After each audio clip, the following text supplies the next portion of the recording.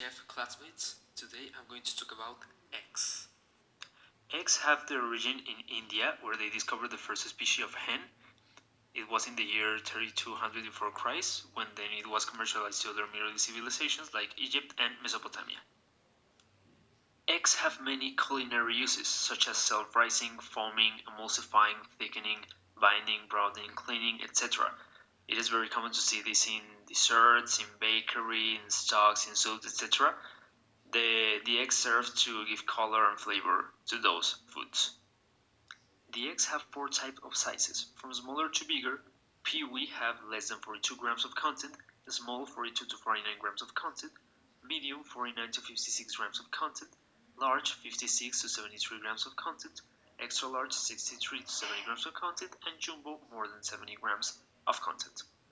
The structure of the egg is not very complex. The most known parts that many people know of the egg are the eggshell, the egg yolk, and the egg white. But the egg have many other internal parts that many people doesn't know, that are the chalasse, the membrane, the germinal disc, the cuticle, and the air cell. The chalasse serves to maintain the egg yolk in the same shape, the same structure, so it doesn't become runny, doesn't break, etc. In this case, the thin element and the thick element represents the egg white. So that's the other parts. When we're talking about the storage, we gotta know that the eggs should be stored at temperatures below 7 degrees Celsius, in between 4 and 7, and a relative humidity of 70 to 80%. Eggs will age more during one day at room temperature than they will during 1 week under proper refrigeration. Cartons of fresh uncooked eggs will keep for at least 4 to 5 weeks beyond the pack date it keeps refrigerated at 2 degrees Celsius. Hard cooked eggs left in their shells or refrigerated should be used within 1 week. Store eggs away from strongly flavored foods to reduce odor absorption. Remember that. Rotate stocks to maintain freshness. Do not use dirty, cracked, or broken eggs, as they contain bacteria or other contaminants. Frozen eggs also should be thawed in the refrigerator and used only in dishes that will be thoroughly cooked, such as baked products. In the characteristics of the eggs, we could distinguish the shell, the air cell, the white, and the yolk. The shell are most commonly uncracked, clean, oval, and rough. They could be of egg color or coffee color. The size of the air cell is 0.9 centimeters. Remember, it's the internal part of the egg. Whites are cloudy, clean, compact, thick. The thin element differentiates from the thick, it doesn't flow. And the yolk is almost round, convex, compact, and when the hen eats, determines the color of the yolk.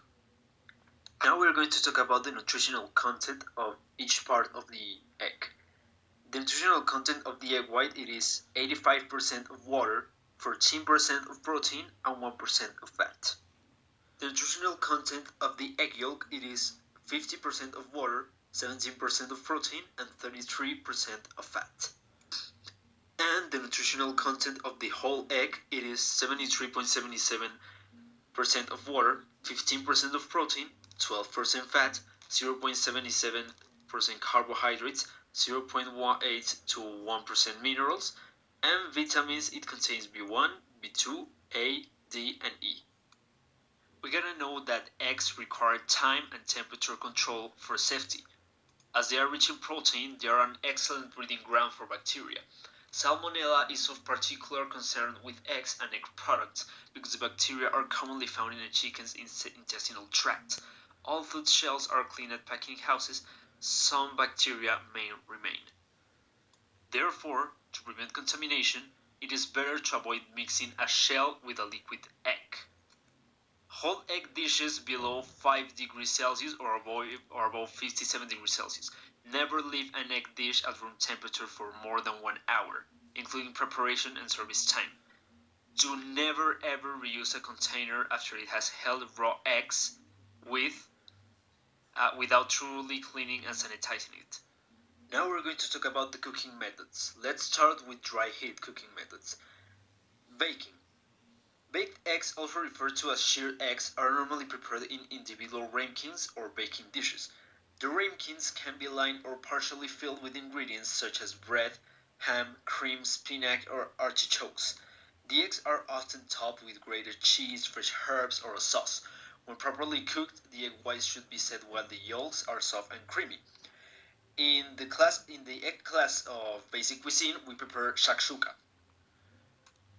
And every time you prepare eggs in the oven, you should remember that they should be baked at 160 degrees Celsius, that it means 375 degrees Fahrenheit, every time you're going to bake eggs.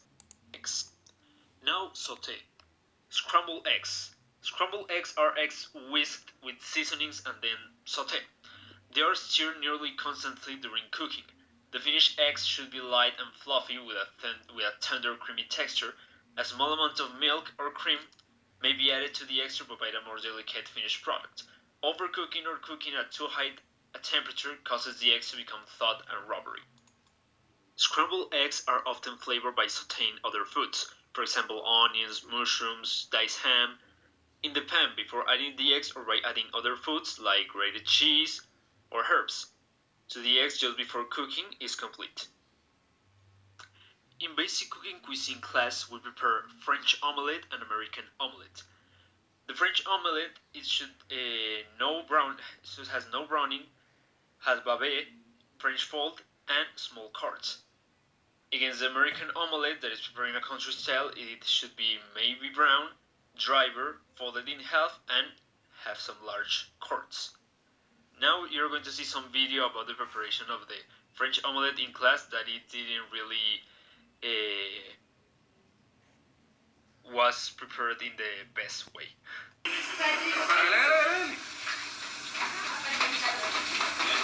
Entonces ahí vamos a repartirlo mejor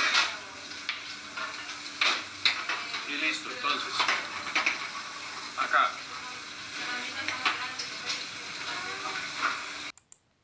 The other cooking method that exists is moist heat cooking methods.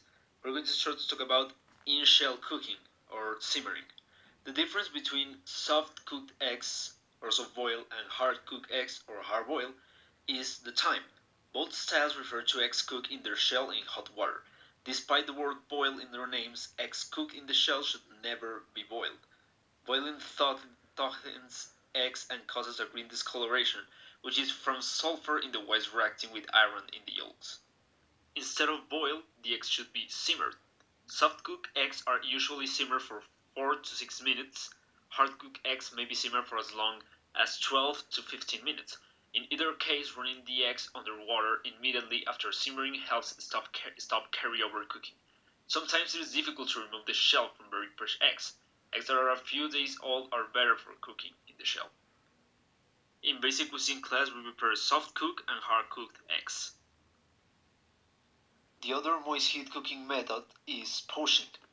Eggs that are going to be poached should always be very fresh. They should also be kept very cold until use, as cold egg whites stay together better when dropped into hot water. The water for poaching eggs is held at approximately 89 degrees Celsius.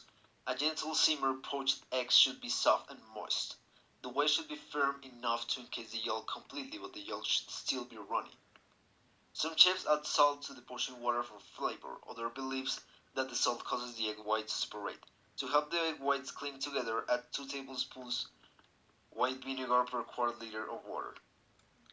We're now about to see the process of how to cook the poached eggs and how to present them on a dish.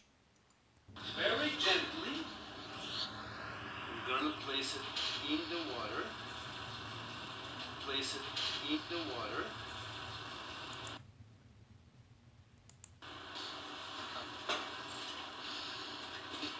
First thing I'm gonna do is just set. Wow. Ahorita cada persona va a hacer el suyo. Ahorita. No, me lo cuesta atrás.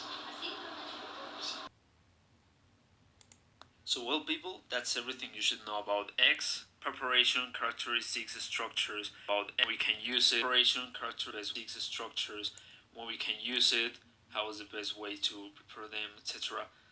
So anything like this, you can do it, etc. So anything of this, you can do it in your house. It is really, you just need the materials, ingredients, and that's all. Thank you very much.